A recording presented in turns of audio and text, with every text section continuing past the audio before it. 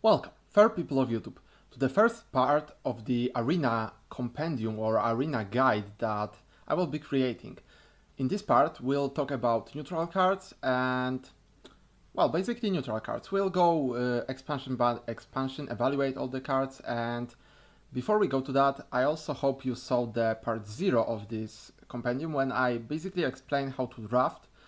You need to know that before you learn what to draft, because the draft is a very complicated process and just knowing which cards are better than the other won't be enough. So you need to know how to plan for the future and how to build your curve. I was talking about all that in the part 0 of this guide. So let me quickly explain one thing.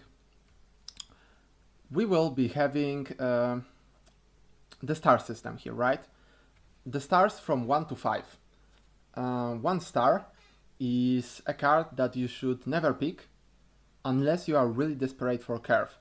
A 0 stars card, of course, will be a card you should never pick, and no matter what, basically. This card, sometimes you will be forced to pick it, but you should avoid it at all costs, alright? Then we have 2 stars, which are cards that are very highly dependent on the synergy. They are not bad, they are generally really good, but you need to have those synergy in the deck in order to play them.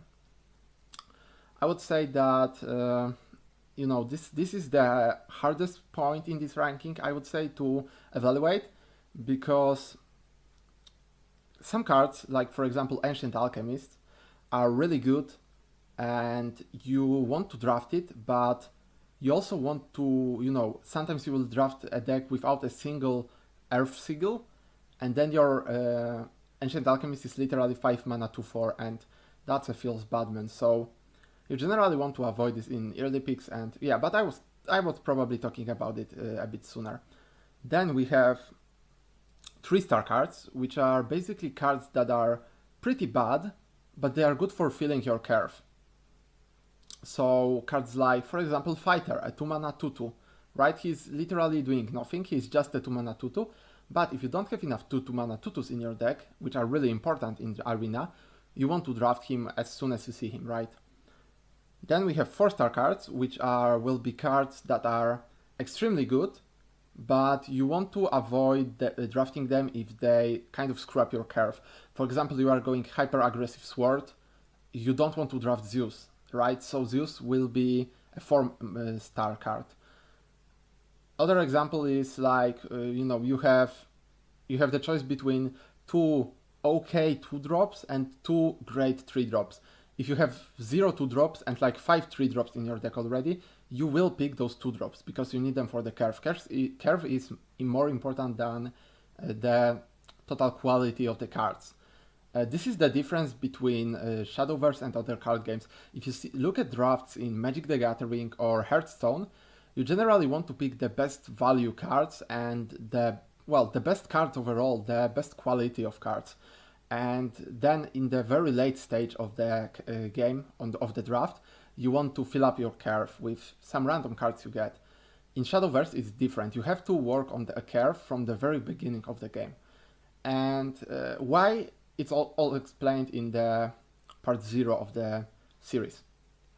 And then we have 5-star cards, which are basically broken cards that you want to draft no matter what. For example, if you have 10 4-drops and 5 of them is Big Knuckle Bodyguard, you get the 6th one, you take it, because this card is simply insane and will win you games. So you take as much of it as you can. There will not be too many of those cards, but definitely will be appearing. So yeah, that's pretty much it, guys. We can jump into the draft now. So let's start with the most simple card, which is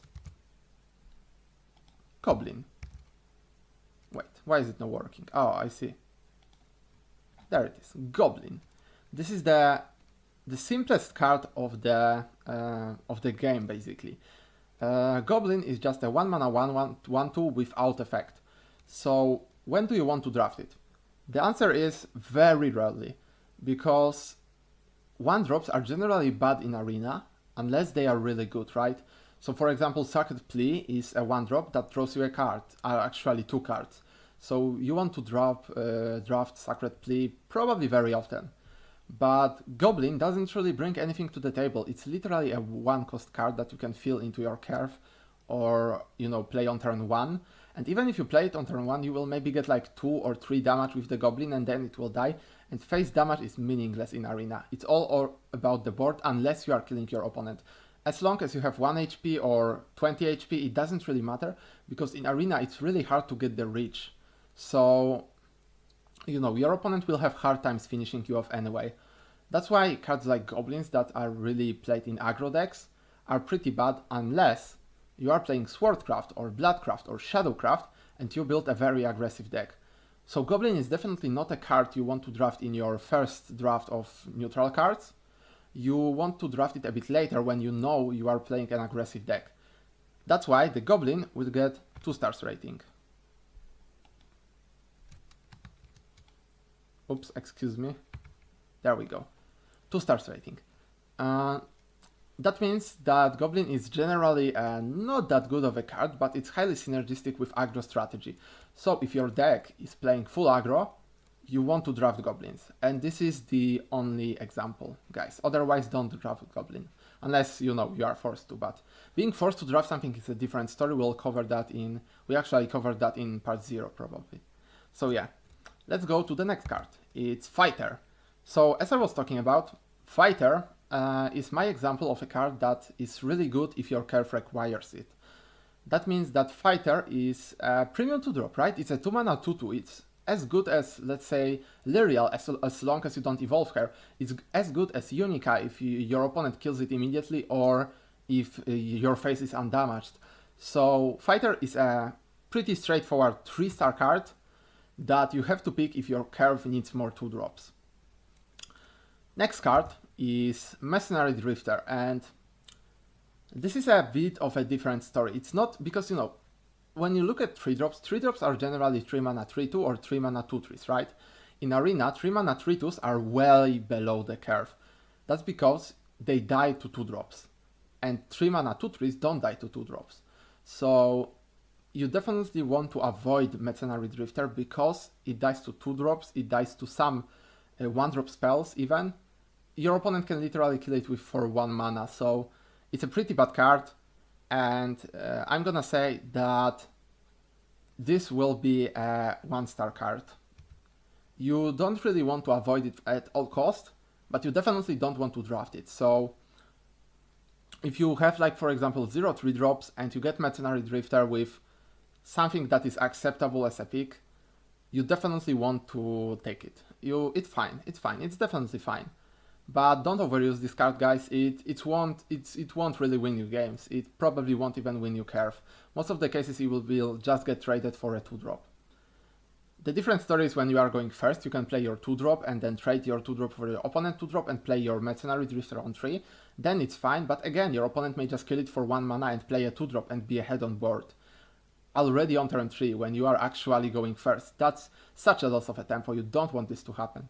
Generally, we want to avoid 3-mana 3/2s. Next card is Goliath, and Goliath will be... Well, Goliath is kind of important because, as we covered that in part 0, 4-drops and 2-drops are the most important drops of Arena. 4-drops because you need to evo on turn 4 if you are going second, otherwise you will be, well, leaving yourself behind. And 2-drops because they are the most flexible, meaning that they are cheap, but have an effects that can actually bring the scale of the game to your favor. So Goliath will be a 1-star card again. It's not a great card, it's definitely not something you want in your deck, but if you don't have any 4-drops, you want to draft him as soon as possible.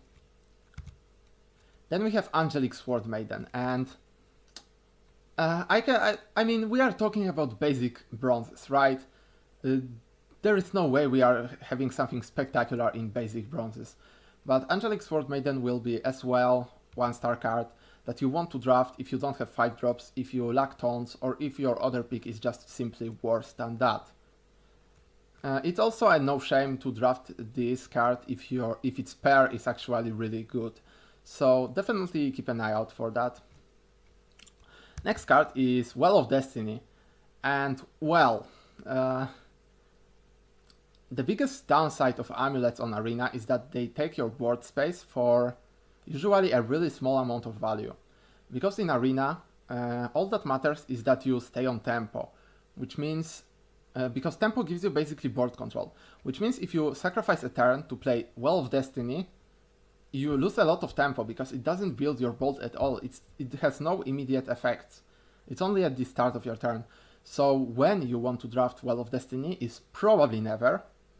And if you are forced to draft the Well of Destiny, well, let's just hope that the other card is even worse, because you will not be playing this boy until you are forced to in the game. So this is a 0-star card. I'm not gonna show any stars at here. Let's move on. We have Imperial Mammoth, and Imperial Mammoth is a straightforward 1-star card. And why? That's because it doesn't do anything, it doesn't really depend on any synergies, and you generally want to avoid it unless you want to, your other pick is really bad or you want to draft some late game, right?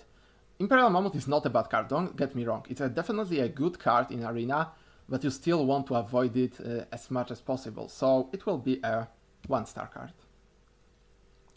Next, we have Raging Etem. And boy, is this card bad. It's a 6 mana 4/5 ward, so yeah, I mean, this really doesn't do anything. At least it has a keyword, but for this keyword you have to pay additional mana. So most of the cases it will just die to a 5-drop or a 6-drop that your opponent played the turn before, unless you evolve it. So this card requires you to evo, and we never want this kind of cards. So I'm gonna say that Raging Etem is a 0-star card, and you should actually, maybe we should give this guy a 1-star. It's actually a hard choice, because it's pretty good if you evolve it, but when going first you will have an evo on 6, so yeah, let's give this guy a 1-star card. Let's give him 1-star because he is actually not that bad, but try to avoid him. I would say he's a half of a star card. But yeah, with that said, let's just move on. This card is not interesting. We have Dance of Death, and boy, this card is simply insane. Just look at this way, that you are getting a 5 mana kill a unit, so as long as you kill a unit of 5 mana or higher with Dance of Death, you are getting your value, you are basically getting equal or ahead on mana spent, and you are also getting 2 damage to the face, which increases your reach, and also helps you with some cheap damage if you are playing aggro/tempo deck on Arena. This card is simply insane. It's probably the best of the 5 mana removals in the game, or at least in Arena, right? In Take 2. So I'm gonna say that this is easily a 5-star card. Then we have Spellbook Decryption, and boy, you would think that drawing cards on Take 2 is pretty good because you need more value. But as I said before, it's all about tempo, guys, and this card kills your tempo. It's 6 mana not spent on developing board. Usually you want to draft a nice curve, so until the end of the game you don't need to draw. If you are playing like draw cards, they usually need to be at least good as a trading tool, or they need to remove something or slow your opponent down.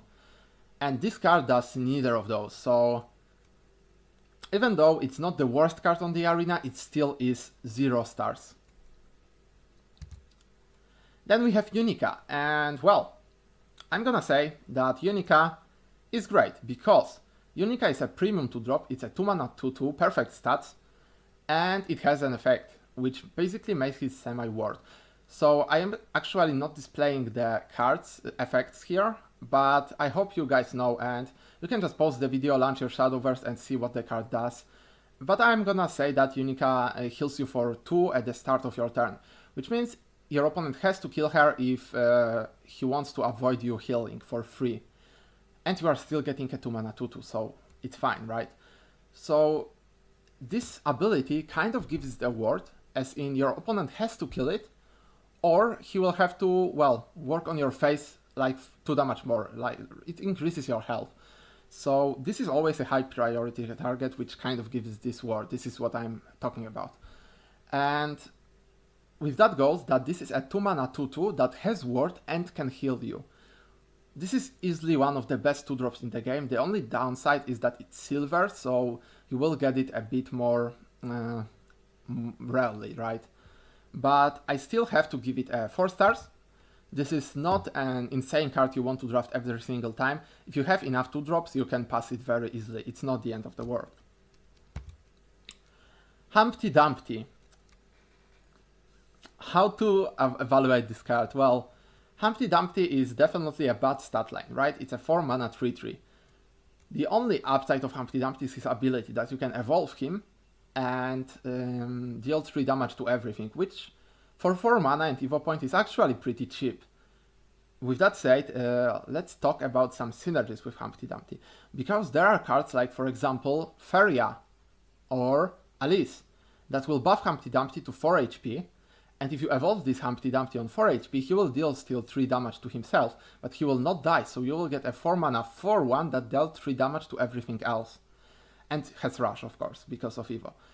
So that's actually a pretty good deal, but even if you don't have Alice or Feria, you still want your Humpty Dumpty in the rare cases that you actually need to have the board clear, because you are playing a late game deck that actually doesn't have explosive early game. Because Humpty Dumpty comes on turn 4, which means you are not yet playing your sturdy mid-game minions, like, you know, the 5 HP ones, the 4 HP ones. You are only playing your 3-drops and below, which means your board cannot have more than 3 HP generally. There are of course 3 mana 1/4 and stuff, but we are not talking about them right now. We are talking about the average, which is 3 health. So Humpty Dumpty will literally kill your board. That means you pick him only if you are not going to develop board. Examples: you are playing Spell Heavy Runecraft, or you are playing Ramp Heavy Dragon. Humpty Dumpty is a good pick in all these decks. That's why he is getting a 2-star rating, because he is heavily dependent on synergy with your deck. And, well, if you like board clears, you can still pick him, but there are better substitutes for Humpty Dumpty. Surefire Bullet. Alright, that's actually a really good card, because evolution plays a huge role in Arena, right? Because it's all about the value and tempo, and evolution gives you exactly that. That's why it's so good going second on Arena. You want Surefire Bullet only if you are basing on spells. Like, for example, you can spell boost your cards with it. If you don't have better removal in class, so for example, Shadow has a Deathbrand that you can easily get because it's a bronze card, so Surefire Bullet is not really that meaningful. And the last card is, of course, if the last reason of choice is, of course, if your other pick is worse. Surefire Bullet is a pretty handy removal, definitely worth it to pick it, and don't sleep on it. Always try to play around it with your Evo minions, and, well, this is definitely a comeback card that is very useful and playable even when you are ahead. That's why this will get a 3-star rating. You don't want to draft it if you are too heavy on 3-drops or removal, but you definitely can consider that.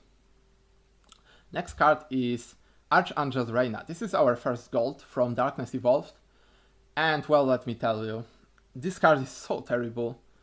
I would say that this gold can actually ruin your arena. If you have to choose between this and Demonic Simulacrum, go for the Demonic Simulacrum, guys. It's better than Reina. Yeah, it's literally 8 mana 5/5. Usually on turn 8 you won't have Evo point. It's really hard to get it. And, well, you cannot guarantee you having board to get any value from Reina. So at best case scenario, it's like 8 mana 5/5 that with Rush that gives +2/+2 to other unit and Rush. And that's actually worth it, I would say. It's actually worth it. If you are able to Evo 1 or 2 minions with Archangel Reina, you get the value you are looking for. But still, you don't want to draft this card, avoid it, and it's a 0-star card. And Demonic Simulacrum, there it is. Alright, so guys, I want to say 2 things. First of all, Demonic Simulacrum is possible to pull out, or rather pull off on Arena. Because if you have a stealthed minion, or if you have a really healthy minion that you can run into a really small minion, you can evolve it, and the evolved minion will live a turn, and then on the next turn you will play something, evolve it, and play Demonic Simulacrum. That is a lot of value. For 2 mana you are getting 4/5 taunt if you have 2 evolved units on the board. Which means that, well, it's not a terrible card. And the second part of Demonic Simulacrum is that it's actually a 2-drop that has ward and 3 HP. That is not bad, alright? I know that this doesn't hit anything and that Bellringer Angel would probably be better, but Demonic Simulacrum can definitely hold your ground long enough to play a 3-drop, because if you look at it this way, if you play Demonic Simulacrum on 2, your opponent plays a 2-2, then you can play a 3-drop, your opponent needs to hit this Demonic Simulacrum 2 times in order to get through it to reach the 3-drop. Which means if they played a 2-drop and a 3-2, Demonic Simulacrum will save your 3-drop and allow it to trade for both a 2-drop and a 3-drop. If your opponent was going first and played the 2-2 first, then you play Demonic Simulacrum, he still needs 2 hits in order to break through the Demonic Simulacrum, which means you will actually get priority on turn 4 with the Evo play, right? I don't want to overhype this card, but I definitely am not giving it 0 cards because it did carry some games for me in Arena, which means it is getting a 1 star. Definitely don't draft it if you can, but if you are forced to draft it, or if you have not enough 2-drops, it's no shame in picking it. Then we have Dark Angel Elyda, and boy, should I actually say this is the best card in Arena? I'm not sure, but look at the total value of it. If you play Dark Angel Elyda, you usually have to evolve her immediately. So you are effectively getting a 9 mana 6/6 with Rush that gives you +2/+2 and Rush on 2 following turns to a chosen minion, because you get 2 Evo points and your 3rd Evo point from Elyda is spent on herself. That means that Elyda is probably the biggest value minion in the game, because it's effectively at 9 mana 10/10 with triple Rush. I guess the only card that beats her is maybe Bahamut, but Bahamut is 1 mana more expensive, so it's a bit of a different story. But this card is getting straight A. Alright, and here we come to the legendary, that is Bahamut, and boy is this guy crazy. Bahamut can give you so extreme value, like you are behind, never mind, you destroy their board and play a 13/13. You are ahead, well, when you are ahead you probably don't want to draw Bahamut, because that means you will be mostly killing your own stuff. But this is the best comeback tool, you can use it as a single target removal. You can sometimes even play it on an empty board, but then you risk a removal play from your opponent. Generally I would keep this card as a removal card and a comeback card. But it is a great finisher, it's a 10 mana 13/13 that destroys everything, what more to like. The best thing about Bahamut is that it will destroy all the amulets that are generally hard to remove on Arena. Like, you can kill all the Earth Sigils, you can kill all the Heaven amulets like Elyda or Iron Maiden or stuff like that, Pegasus Sculpture. And you can also kill Roach Crit, you can kill Support Cannon, you can kill the Durandal. There is a lot of things you can kill with Bahamut, and so Bahamut is kind of insane. I would say that you want to draft it every single time, even if your entire deck is drafted by aggro playstyle, you want to have Bahamut, because usually it won't be at the draw, even if you have to pass a turn because you drew Bahamut instead of something you could play. Bahamut will come you back in turn 10, so you don't lose anything, except maybe like several minutes of play. I'm gonna give Bahamut a 5-star rating. He is amazing and you want to play him. Our second legendary is Sahakiel, and well, Sahakiel is extremely reliant on what you drafted, because Sahakiel requires you to have at least 3 big good neutrals and then some other neutrals. As long as you don't have those neutrals, Sahakiel is really inconsistent and you will end up playing a 7 mana 4/4 without effect. So I don't really want to talk about Sahakiel because there is not much to talk about here. The card is really good as long as you actually have some good neutrals. So that means she is getting, you guessed it, the 2-star rating. And let's move on. Next expansion, Tempest of the Gods. Axe Fighter. Axe Fighter is actually a premium 3-drop. It's probably one of the best 3-drops, because it's a 3 mana 2/3, it's bronze, and it has enchant effect, which means it can also play as a 6-drop. If you play it on 6, it will be a 5/6, if you play it on 3, it will be a 2/3, which means this card is literally a 3-drop and a 6-drop with premium stats in one card. You can decide whether you want it to be a 3-drop or 6-drop. That's amazing. So I'm gonna say that X-Fighter gets, well, he gets immediate 3-star rating for being a 3-drop, but his ability will actually bounce him up to a 4-star rating. Because, well, as I said, you can choose if it is a 3-drop or a 6-drop, very versatile card. And even on turn 6 or later, you can still play it for 3 mana. You just need to empty your mana below 5, I mean 5 or below play points. And there are better 3-drops. We'll have some examples, but not yet. For now, it's definitely stronger 4 stars than Kaisa had. I would pick Axe Fighter over Kaisa every time. Next card is Wise Merman, and boy, what are we doing with this card? It's literally a 1 mana 1/1. Remember how I say that I don't like 1-drops because they don't bring much to the table, and well, on Arena you need those value? Well, we say that Goblin was a 1-star card. Wise Merman is, again, a 1-star card, really. You cannot really deny that you can play it on turn 1 or later to buff a neutral unit, but as long as you are not going hyper aggressive and you are feeling this Wise Merman fitting exactly on curve, it's not a worth it card, guys. So I would say don't draft it, but if you have a choice between this and Demonic Simulacrum, then you probably look at the second card in the pair. Yeah, I cannot really, teach you everything in the short video. So let's go to the next card. Owlcat. Now, this is the only 2-drop that is good, but doesn't have 2 health. That's because Owlcat having 1 health literally doesn't matter unless it gets killed by a ping, right? Because 1-drops or 1-attack minions cannot kill Owlcat. Owlcat destroys them from ability. Which means that if you run into Owlcat on Arena, you have to play around it by killing it with a 2-drop.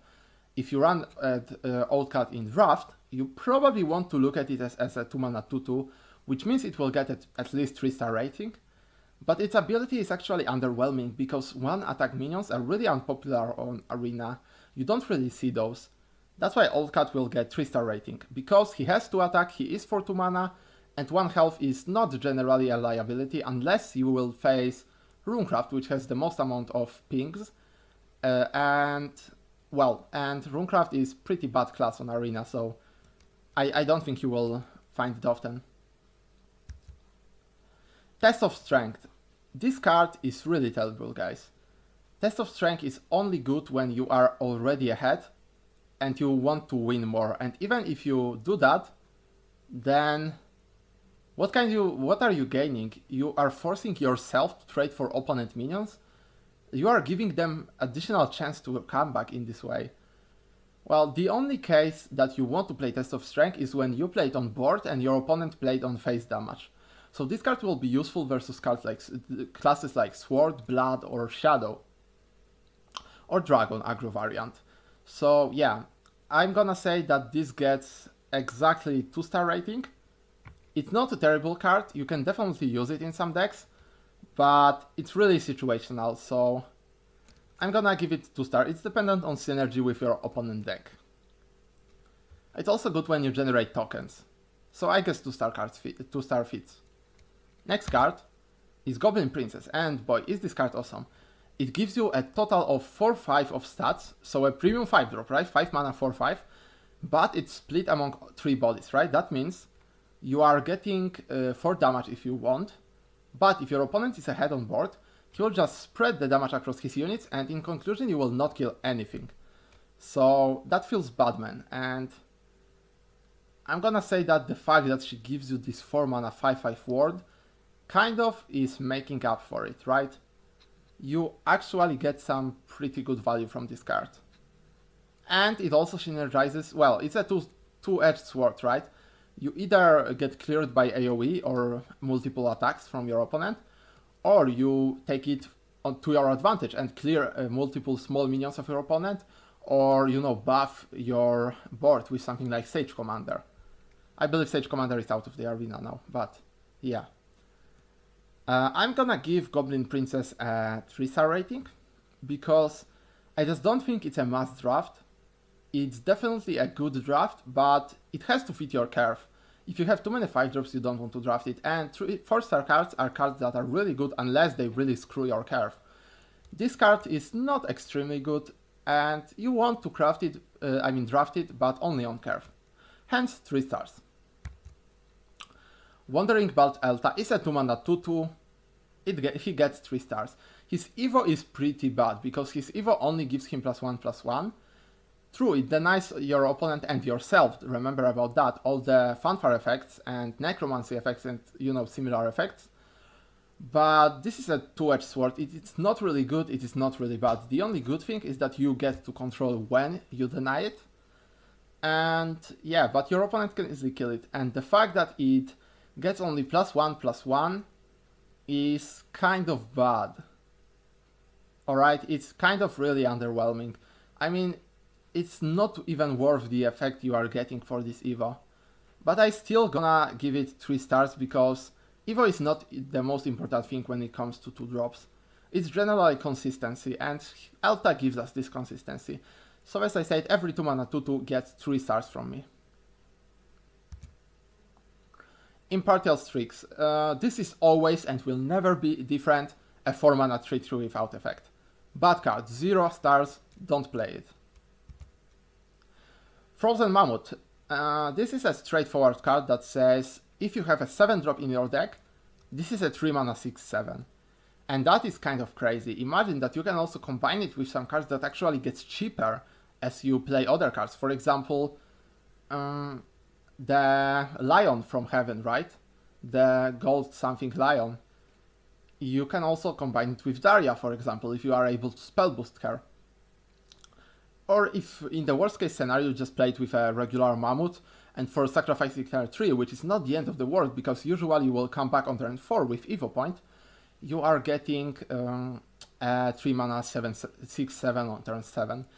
That is really good. If you get this card and have some 7-drops, then you probably want to draft it, but I would say that you need at least 3 cards to justify drafting it. So if you don't have 3 cards above 7 mana, you don't really want this card. That's why it only gets 2 stars.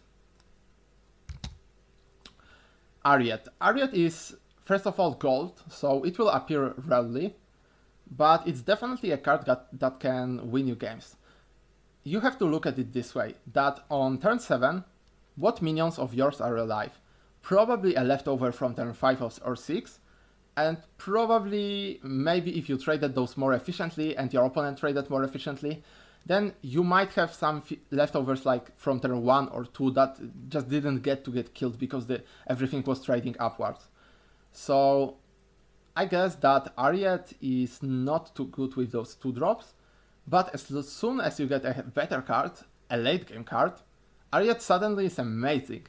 So I'm gonna give it a 2-star card, because, well, not 2-star card, 2-star rating. I keep saying 2-star card, but it's gonna be a 2-star card, because it's highly synergistic, right? You need those late game cards. If you are drafting without mid game and late game, like Extreme Aggro Sword, Ariet will not help you at all. So hence 2-star card. Grimnir. So Grimnir recently got nerfed, right? Grimnir now no longer deals damage to the face. I'm gonna say that he would be a 5-star if he still dealt damage to the face. Since now he's only a 10 mana 4 damage to your opponent board and a 2/3 ward, he's still getting a 5-star, guys. Who am I kidding even, right? I mean, like, for 10 mana you get a taunt and you clear your opponent board. Like, this is crazy insane. It's literally, you get 3 mana value, and for 7 mana you deal 4 damage to your opponent board. Dragon has Conflagration that deals 4 mana to your opponent board, but it also deals it to your board. Grimnir is one-sided. This card is insane. You want it every single time, 5 stars. Elfshock Ogre. This is one of the best finishers in the game, if you actually keep your Evo points for it. And I'm gonna say that this is not the best of the cards, but 8 mana 6/6 deal 3 damage with a potential to deal additional 3 is good enough. It's definitely good enough. It's not a bad card, but I'm gonna say that you need an aggressive deck to use it correctly. Because if you start trading with it, you will kind of lose value. You would be better off just playing a 8 mana huge creature that would trade anyway, and your opponent would be obligated to kill it. So in most cases, Earthshock Ogre gets 3 stars, but I think that in current arena meta, it will get only 2 stars.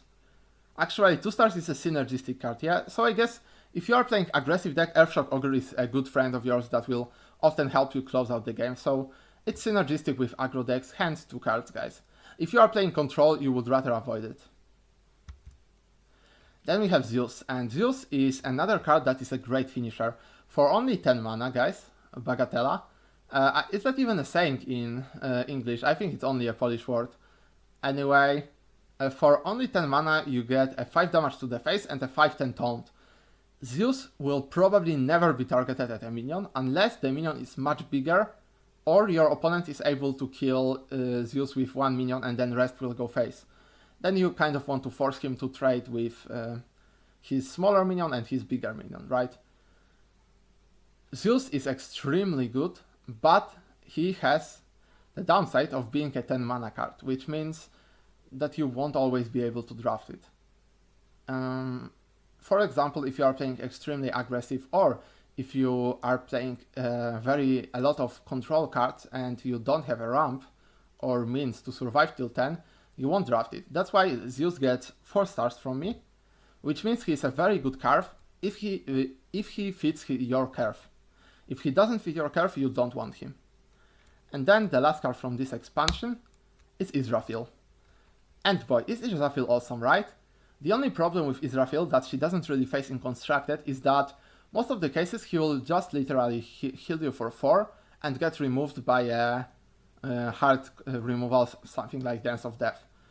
In extreme cases, you will have an Evo point for Israfil, which will allow you to use the ability immediately, and 9 mana 10/10 that kills something and deals 2 damage to everything else is a no joke, alright?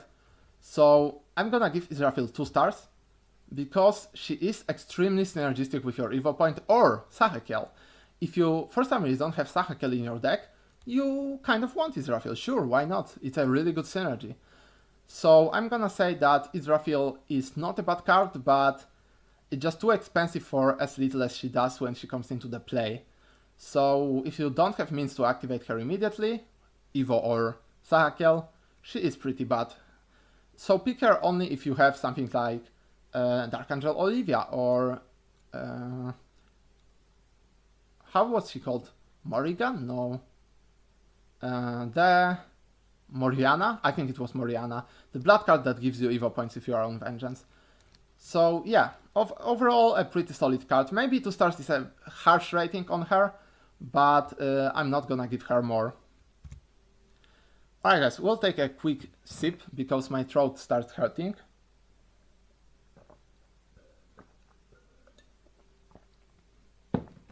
I have been drinking yesterday, so I may have a bit of hangover. Alright, so this is the newest expansion, Wonderland Dreams. This is the last expansion. We have Ephemera Angelic Slacker. So she gets in play stealthed and boosts every single of your attack by 1 damage. This is kind of a banner, right? We used to play banner in the sword decks, and Ephemera is literally a banner. It boosts all your minions by 1, but kind of sits on board doing nothing. The only difference is that Ephemera is harder to remove because it has stealth. On the same part, she is easier to remove because she is vulnerable to AoE, but she works on every unit, not only your officers. So Ephemera will probably get 2-star rating from me. You want to pick her if you have a lot of storm minions, a lot of consistent minions, a lot of tokens, a lot of death rattles or last words as it says. So cards like Spartoi, actually Skeleton Soldier, or cards like Outless Knight, or cards like Quickblader. She works the best with those cards. Let's go on to the next card, which is Angelic Knight. And boy, this card is crazy insane. 3 mana 2/2 ward is good enough. You might not believe it, but 3 mana 2/2 ward is actually good enough. Sword gets it for 2 mana in the form of Veteran Lancer, but 3 mana 2/2 ward is actually good enough, and this card actually also gives one of your other minions +1 attack. So it's technically a 3 mana 3/2 that has ward, and you can also storm one of the damage, right? Because you put it on the minion that can attack.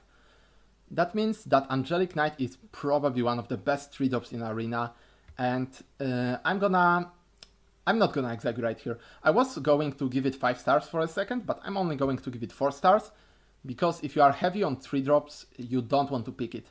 Generally, 3-drops cards are not as good because they don't win you games. The only exception may be like Cinderella or something like that you want to draft no matter what, but Angelic Knight, definitely not a must-have, but a heavy yes if you are lacking 3-drops. Also pick it every time if you have a lot of 2-drops. The more 2-drops you have, the more consistent this card is.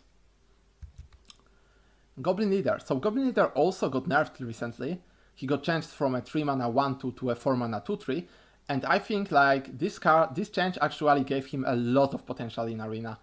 Because he was fine as a 3-drop in Arena because it was literally the Aesthetic Knight. And Aesthetic Knight is so-so. I would say it's a 2-star card, maybe even a 1-star card.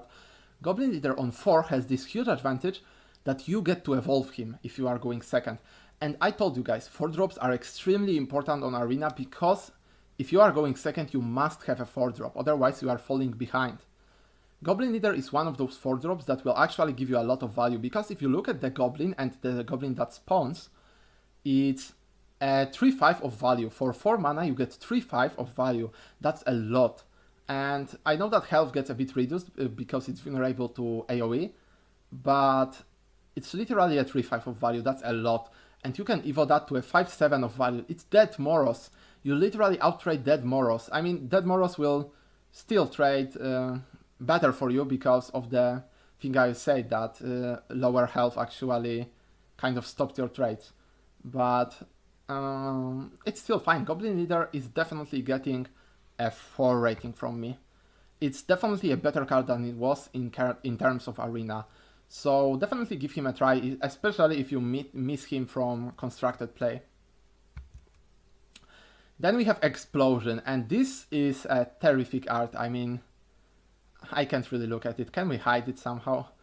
Well, Explosion is a 3 damage AoE for the entire board, which also means your units. But what's great about it is that it's literally Humpty Dumpty evolve effect. So, Humpty Dumpty for 4 mana and evo points does the same as Explosion for 7. The difference is you can play Humpty Dumpty on 4, and you can play Explosion only on turn 7 and after.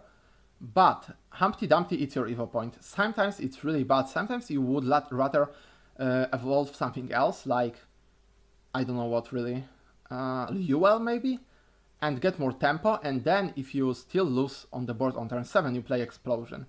So this is a way of getting AoE to every single class at the third terms. That means that the straight up tempo play is no longer that viable, which means, well, you gotta draft this card if your deck is slower.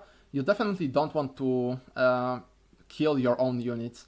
So I'm gonna give Explosion a 2-star rating, because it's a really good card if your deck is slower, and that's the conclusion, guys.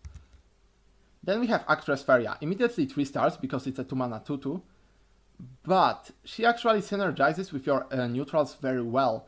So when you're gonna pick her is when you have cards like, well, you drafted a lot of neutral minions, basically. That's the only reason to pick Feria over something else. Usually you want like Sector over Feria, but that depends heavily on what you drafted and how far into the draft you are. But generally, if you have low amount of neutral spells and high amount of neutral minions, Feria is better than the regular 2-drop. Which doesn't change the fact that usually it will be just a 2 mana 2/2, so 3 stars. You can never get too many 2 mana 2/2s. Groove, Mantener Captain. This guy is insane. I mean it, guys. I literally mean it. This card is a 5 mana 3/5 that can storm into the minion with its rush ability. So it's literally Albert level. When I first saw it, I thought that this is the Albert level for... Because when you play Albert on 5, you generally want to trade with it, unless you are the full aggro deck, right? So Graph is literally the Albert for a control deck. which means that you have basically a legendary quality minion with an added cherry of the top, with the ability that if you attack something with 5 attack or more, it gets invulnerable, right? So you can trade for free into something like a 5/3, right? This is the counter to Pegasus. That's what I called it in my card review. Pegasus literally appears on turn 5 and is a 5/3. So this guy kills him perfectly on turn 5. I'm gonna say that you want this card almost every single time as long as it doesn't screw your curve. And that's actually the definition of 4-star cards. So 4 stars for this guy. I would love to give him 5, but 5 mana is not that flexible spot. You will often get something better. Lion Champion is a 6 mana 4/5 ward that gets bigger by +1/+1 whenever it gets attacked. And well, it's literally forced to be attacked, right? Because it has ward. Which means you are guaranteed to get some value of the Lion Champion. Usually it will be a 6 mana 5/6 ward, and that's perfectly fine. It will be either that or will eat a damage removal, right? If it eats a hard removal, it's actually no difference in what stats it had, because... Oh, I'm sorry, I pressed the wrong button and we are back to Goblin. I have to skip every card now. Oh, a bit further. Anyway, let's keep talking about the Lion. If he gets hard removed, it doesn't matter what stats he had, because hard removal works the same on every minion. And if he gets damage removed, well, your opponent has to have at least 5 damage, right? What 5 damage spells do exist? Not so many. I actually cannot think of a single one.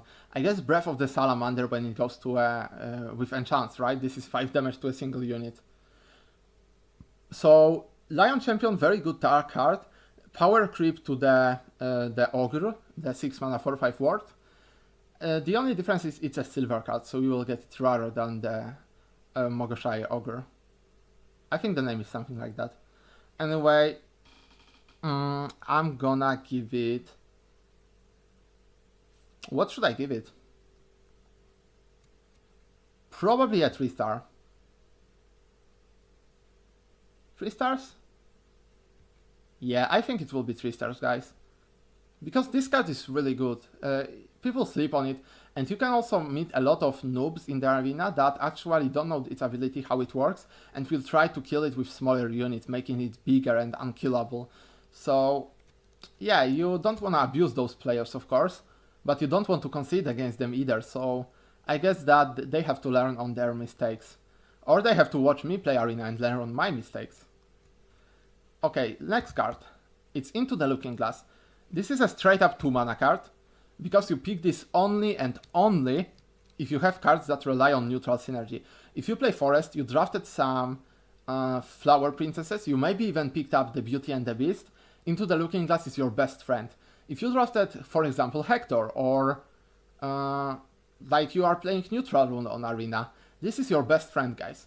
The only example where you draft it outside of neutral deck is if you need to spell boost your cards in rune. Generally, 2 mana draw a card is not good enough in arena, but if it gives you the neutral synergy, you want it every single time. So hence 2 stars. Rapunzel. Rapunzel is a pretty good 3-drop, right? It's a 3 mana 2/5, which is above the curve. It's way above the curve. It's actually 2 health above the curve. But it cannot attack unless something else attacked already. So you can play it in 2 ways, right? If you are going second, Rapunzel is better than when you are going first, because on 4 you can drop a minion, evolve it, attack with it, and then Rapunzel can finish a minion off or go face. If you are going second, you have to have a 1-drop, because your 2-drop will be traded for your opponent 2-drop every single time. And on turn 3, you either have, you play Rapunzel, of course, and if you still have the 1-drop on turn 4, it's possible that you have, you can attack with Rapunzel no problems. If you don't have a 1-drop, your Rapunzel is a dead card that will not attack on 4 unless you play Stormer or Rusher. So it's an awkward card, nonetheless it's a really good card and it works wonders in the late game. So I'm gonna give it a 3-star rating, and I'm gonna stick to it because this card is definitely better than it looks. Snow White Cat Sage. This is one of the simply best cards in Arena. It's literally 5 mana 4/5 that drops you a card What? That's insane! Well, it is insane, but... Well, I'm not gonna give it 5-star cards because the 5-star rating is only for cards that can carry you and you have to pick them no matter what. This actually has to fit your curve. If you don't have 4 drops and 3 drops to guarantee the value from the Princess, Snow White Cat Sage, you will literally be playing 5 mana 3/4 draw a card, which is not bad, but it's definitely not as good as, for example, Avant Blader. So generally you want to draft it, but you want to be careful with your curve. So 4 stars. Then we have Hector. Hector is a 5 mana 4/4, and that's generally Hector. On Arena it's really hard to pull off the neutral synergy. I'm gonna say that if you have a lot of neutral cards or if you draft it into the Looking Glass, Hector is a really good pick. But if you just have Hector without some synergy with him, he's a 5 mana 4/4 ward, which is not the worst, but also not good either. So I'm gonna give him a 2-star rating, because he's definitely a solid choice. Look guys, we haven't given a 1-star rating in a while. I think it's going pretty well for the cards. Then we have Alice, Wonderland Explorer, and this is the legendary, so we have just this and one more card for this arena episode. With Alice, you have to look at your neutral synergy. What's important about Alice is that she doesn't appear in the neutral legendary pick. She appears as a class legendary. I believe the same stands for Bahamut and Olivia. So the best legendaries. I think also Zeus, maybe. I may be wrong here. I mean, I also may be wrong about the entire thing, but this never happened to me. I only saw Alice as a class legendary. So first and last pick, right?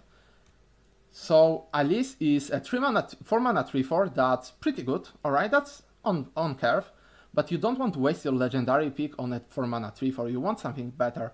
So if you pick Alice in your first pick, you want to make sure that you draft a lot of neutral minions. They don't have to be great, because Alice will make them great. Even a 4 mana 3/3, the Imperial Strix, is a 4 mana 4/4, which is already good if you play Alice with it. So Alice definitely fixing the bad neutral cards. You don't want to pick neutral amulets and spells when you are drafting with Alice. It's definitely possible to draft a viable Alice deck. I actually did that yesterday, so yeah, we didn't go like amazing, we had only 3 wins on Arena, but that's because we got unlucky and never drew our neutral cards. We only had Alice. And we did draft 10 neutral minions and 2 Alices, so that's pretty good. 10 cards is what you get from neutrals, unless you draft some neutral legendaries from the outside pick. Alright, so with that said, we'll give Alice a 2-star rating. She is very highly synergistic. You have to draft neutral minions with her, and that will sometimes force you into bad decisions. If you don't have your good neutral cards already in the deck, and you are on the last pick with Alice, you have to evaluate your deck very hard and very critic if you want her or not. And our last card is Queen of the Dread Sea. So this is a terrible card, guys, because when would you want to discard your entire hand for the Queen of the Dread Sea? Never. When is Queen of the Dread Sea good? She's only good if you have expensive class card and expensive neutral card in your hand. Which means that will happen very, very rarely. I mean, if you play this with, let's say, what could we say?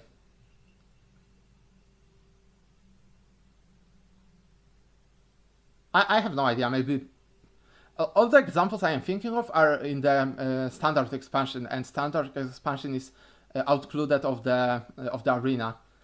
So I'm gonna say something like Zeus and let's say Ouroboros, okay? If you have Zeus and Ouroboros in Dragon, you want to play Queen of the Dread Sea. Also, Dragon has probably the best draw mechanic in the game. So I would say that Queen of the Dread Sea is probably viable only in Dragon.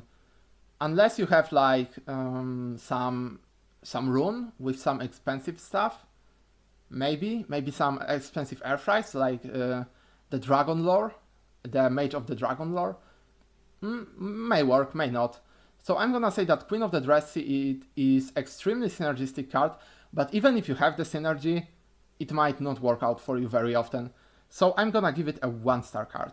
You only want to pick it if your other card in picks, so its pair and its opposites are forcing you to pick it. I would probably never pick it though, no matter how good we have, but if you have Queen of the Dreadsea with like Bahamut or Olivia, you want to pick Queen of the Dreadsea. And with that said, guys, it's the end of the review. This was the part 1 of the neutrals. In following parts, we'll be talking about each class basically one at a time. And you definitely want to tune in to the part 0, which was the basic draft of the arena with an explanation to tier list and, well, everything you need to know about the draft. With that said, guys, peace out.